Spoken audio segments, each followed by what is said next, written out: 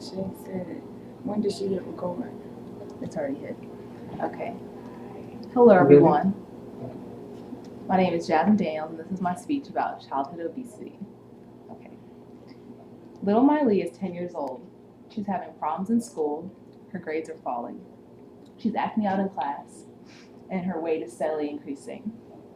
Her parents don't know what to do with her or what is wrong with her, so they decide to take her to the doctor. Her parents find out that she is obese. While obesity is a problem with adults, it is steadily becoming a problem with children. According to Don Zapatkin, obesity is among the most serious threats to Americans' health, with rates of obese and overweight children tripling since the 1960s. There are approximately 9 million children over 6 that are obese, and 15% are overweight. I've learned about children and nutrition through doing research for this project, as well as classes I've taken in my college career. Today I'm going to tell you about what childhood obesity is, how it affects children, and ways we can prevent and treat it. Let's start with what childhood obesity is. According to MyPlanet.com, childhood obesity occurs when a child's weight is higher than normal for their height and age. It's also considered having more than 25% body fat. It's mainly consuming more calories than you're burning. Not every child with extra weight is obese. There are children with large body frames and big bones. An obesity determination must be determined by a doctor. They will run tests and do diagnosis to see whether a child is obese or not. There's numerous ways to test for this. One would be measuring their body fat and weight, and they would do a body mass index determination. A child being in the 85th to 94th percentile would be considered overweight, and one being in the 95th percentile would be considered obese. There's also underwater weighing, bioelectric impedance analysis, skinfold measurements, and waist circumference measurements.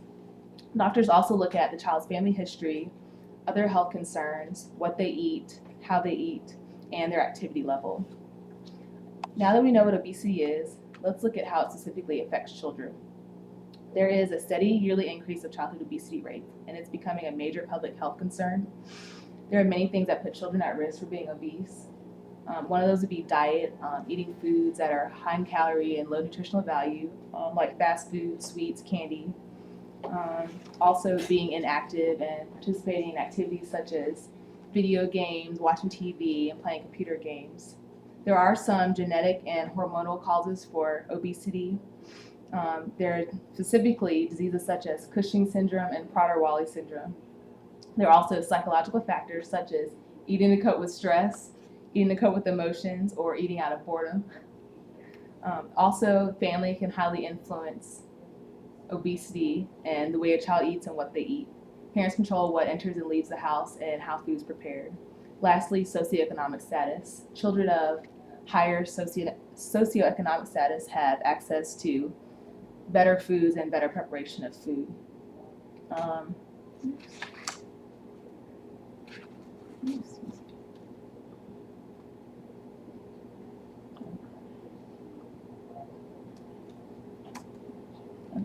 This picture shows how profound effects obesity can have on children. It has many medical and psychological effects. Children are put at greater risk for chronic disease. It predisposes children to health problems that once were only seen in adults.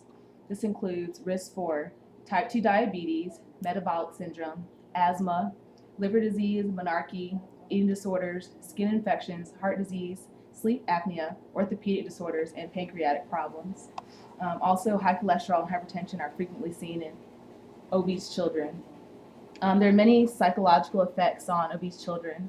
They have low self-esteem issues, and there's negative consequences for their cognitive development. There's a lack of social development with people of their age, and it can hinder their ability to form personal and professional goals. Also, being obese can lead to bullying and depression, anxiety, poor social skills, disruptive behavior, and a decline in grades. Now that we know what childhood obesity is, let's look at ways we can prevent and treat it. This chart shows that obesity is a vicious cycle. It doesn't just start with one thing. It depends on many things and has many factors that go into play with it. Achieving ideal weight must start when the child is young, not when they're in adulthood.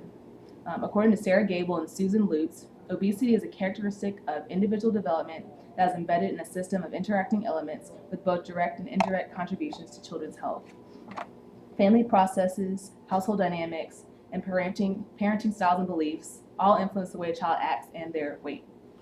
Parents are the primary influence of child's well-being. Parents must watch what they eat, what their child eats, what's in the pantry, how food is prepared, and their child's physical activity. One article stated that the government should play a part in preventing obesity. Underprivileged areas need more grocery stores and fresh food markets where they're able to get healthier food. Restaurants should be required to label their menus with nutrition information. There should also be more farmers market and community stands for easier access to fresh foods. Also, public mandates for nutrition standards and public entities such as cafeterias and vending machines should be mandated, as well as policies about play areas for children. We must also raise awareness to the benefits of living and starting a healthy lifestyle through the media and social, internet, and media networking. For treating obesity, the treatment really depends on the child's age. Diet changes would be made where they would limit high fat and high calorie foods and try to lean towards more healthier fresh food and healthy snacks. You try to increase the activity that the child has, limiting activities such as watching TV and playing video games, and try to find something that the child likes and would enjoy doing. Doctors would typically recommend incorporating the whole family into a weight loss plan for the child. Children under 7, doctors would typically not recommend weight loss. They would recommend maintaining because the child would grow into their weight. However, if they're over 7, a doctor might recommend that they try to lose a pound a week or a pound a month. There are also medications available, but this should only be used in extreme cases because there can be potential for complications. And those 2 medicines are Meridian and Xenical, and it's usually for children over age 12. Lastly, there is the option of surgery, and this also should only be used in extreme cases when other methods don't work because there is potential for risk and complications. Parents should take their child to the doctor on a regular basis to monitor their height and weight of their child and also get advice from the doctor. The parents should be the main ones setting a good example for their children. Don't associate food with power. Be patient, build self-esteem, and encourage a healthy lifestyle. In conclusion, we have seen childhood obesity is a prevalent problem that affects millions. Fortunately, there are preventative measurements and treatments. Learning about childhood obesity can help prevent obesity in adults. I hope this information is beneficial to you and you can share it with your friends, family, and loved ones. Thank you for your time. All right.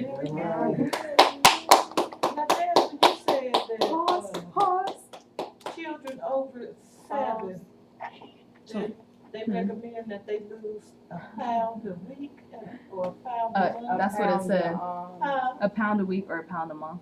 Pound a week or a pound a month. It That's just depends, I children over guess. 7. Hold on. Under 7.